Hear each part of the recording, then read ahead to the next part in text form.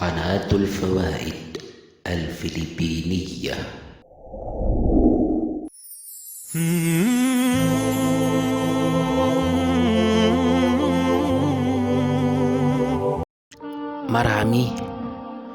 Marami sa atin ang gustong maranasan ng marangyang buhay.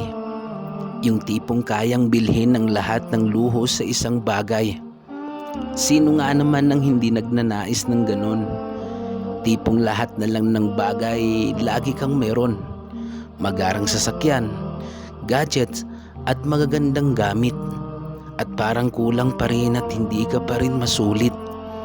Punta sa mall, todo shopping hanggang sa mapagod. Laki kasi ng kinikita o sahod. Hindi naman ako tutol sa mga bagay na gusto mong bilhin. Buhay mo yan at hindi akin. Pero paalala lang bilang kapatid mo sa Islam. Hindi naman sa nagmamarunong o may alam, pero huwag masyado sa mga bagay ay sobrang matakam. Hindi lahat ng sobra sakto lang. Baka nakakalimutan mong nakakalimot ka, na may mas mahalaga pang bagay na kinalimutan mo na. O di ka ba natatakot na baka kalimutan ka niya? Sa sobrang pagkalibang sa iyong tinatamasa nakalimot ka na nga. Hayaan mong sa simpleng sulat ko paalalahanan kita.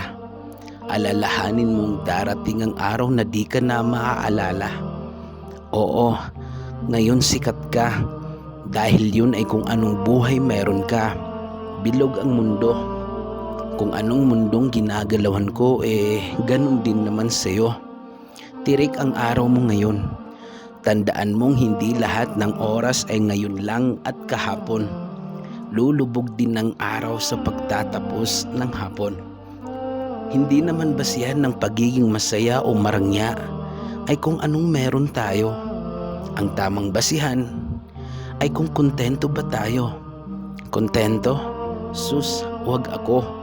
Daming ang pinipilit baguhin ng anyo.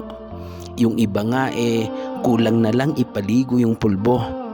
Pilit na nagpapaputi sa panlabas na katauhan, pero ubod naman ng itim sa kaloob-looban. Alam mo bang masarap bumalik sa pagkabata? Tatawagin ng tropa, maglalaro ng karakrus sabay maglalabas ng barya. Pero teka, mukhang may mali na yata. Pera na kasi ngayon ang nagpapaikot sa tao, di ba? Lupa at langit. Sa larong pambata lagi itong sinisingit. Masayang maghabulan sa lupa, pero mas masaya sa langit. Oops, akala ko ba nakikinig ka? Mundo, laro, pera, langit at lupa. Pinagsunod-sunod ko lang ang takbo ng buhay natin ng walang pagkakaiba. Halika't makinig ka.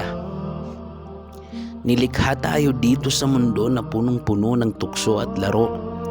Samahan mo pa ng pera na pilit inaasam ng tao. Pero huwag mong kakalimutang may langit at lupang nag-aabang sa'yo.